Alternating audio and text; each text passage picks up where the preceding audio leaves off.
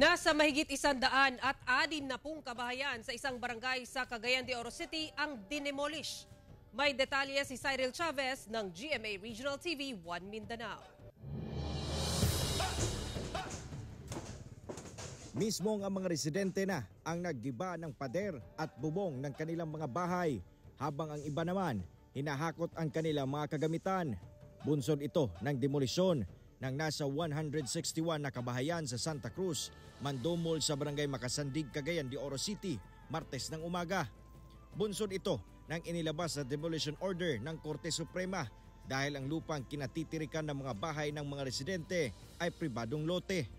Kaya labis na lang ang kalungkutan ng mga residente na halos 2 dekadang naninirahan sa lugar. Anila, sana daw may ayuda o cash assistance silang matanggap, lalo na at hindi naman daw sila inabisuhan bago ang isinagawang demolisyon. Wala man gimi tagay. Oh. Yeah, wala po yung mga LGU sa kuan sitting ani sa mua din nga before pa sa demolition, wala sila nagpakabana sa mua diri ba. Pero ayon sa Barangay Council ng Makasandig, January 2024 pa pinapaalis ang mga residente.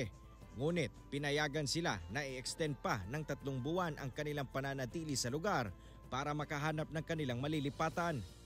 Hindi rin daw nagkulang ang barangay sa pagpapaalala sa mga apektadong residente na may demolisyong magaganap alinsunod sa utos ng Korte Suprema. Nakahanda naman daw tumulong ang barangay kasama ng mga kawani ng CSWD, CHUD at City Mayor's Office. May nakatalaga naman na kapulisan at Task Force Oro habang isinasagawa ang demolisyon sa nasabing lugar. Wala na tayo kuan, wala na resistance, pati mismo sila aside sa demolition team na 100 kabuok, nangunay na pod ang mga tagbalay. Mula sa GMA Regional TV 1 Mindanao, Cyril Chavez nagbabalita para sa GMA Integrated News.